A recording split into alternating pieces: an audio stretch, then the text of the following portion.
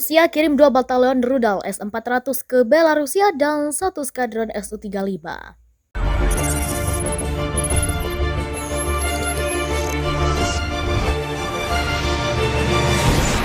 Militer Rusia mengirim 2 batalion sistem peluru kendali S-400 untuk bergabung dalam latihan militer besar-besaran di Belarusia pada bulan Februari 2022. Seperti dilansir Interfax, Jumat 21 Januari 2022.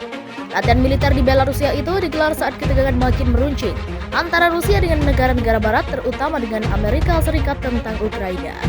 Pasukan dan persenjataan Rusia mulai tiba di Belarusia untuk latihan militer Allied Resolve yang digelar di dekat perbatasan barat Belarusia dengan Polandia dan Lithuania dan dekat dengan wilayah selatan perbatasan Ukraina. Negara-negara barat khawatir Rusia sedang merencanakan serangan baru terhadap Ukraina yang pernah diserbu pada 2014. Rusia saat ini mengumpulkan puluhan ribu tentara dan senjata berat di perbatasan dengan Ukraina. Namun pemerintah Rusia membantah tudingan tentang rencana invasi tersebut. Sementara itu, Lithuania juga mengatakan penumpukan pasukan Rusia di perbatasan merupakan ancaman bagi keamanannya. Kemenhan Rusia mengatakan 2 batalion S-400 yang masing-masing berisi 8 sistem rudal anti pesawat mulai bergerak dari timur jauh dengan kereta api, kata Interfax. Moskow mengatakan bahwa 12 jet tempur Sukhoi Su-35 dan sistem rudal Pansir juga akan dikerahkan ke Belarus untuk latihan militer tersebut. Pemerintah Ukraina pada Jumat 21 Januari menuding Moskwa telah meningkatkan persenjataan dan kehadiran tentara bayaran ke wilayah yang dikuasai separatis di Ukraina Timur jelang pembicaraan penting antara Rusia dan Amerika Serikat.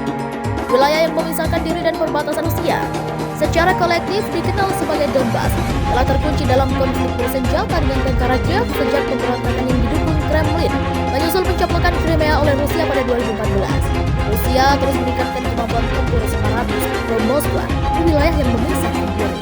Badan intelijen militer Ukraina.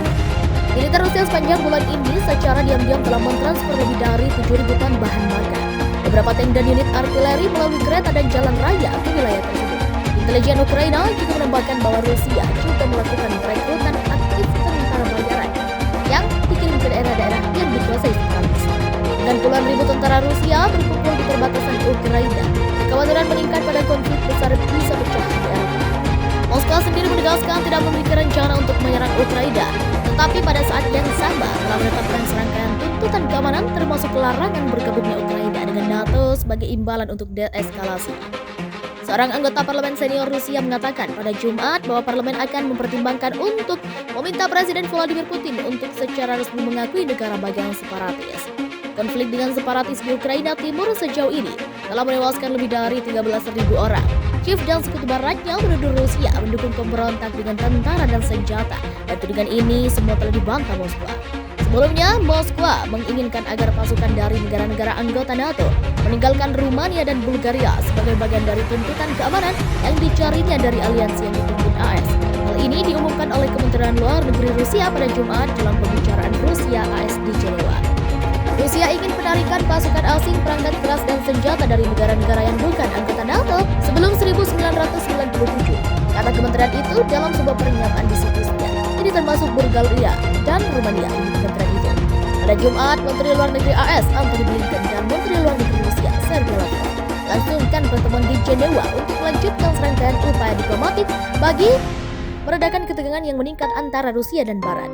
Negara-negara Barat menuduh Rusia mengumpulkan puluhan ribu tentara di perbatasan dengan Ukraina dan berencana untuk menyerang negara bekas Soviet itu. Tuntutan keamanan Rusia termasuk bahwa NATO tidak boleh menerima anggota baru, khususnya Ukraina dan Georgia, dan jaminan bahwa AS tidak akan mendirikan pangkalan militer baru di negara-negara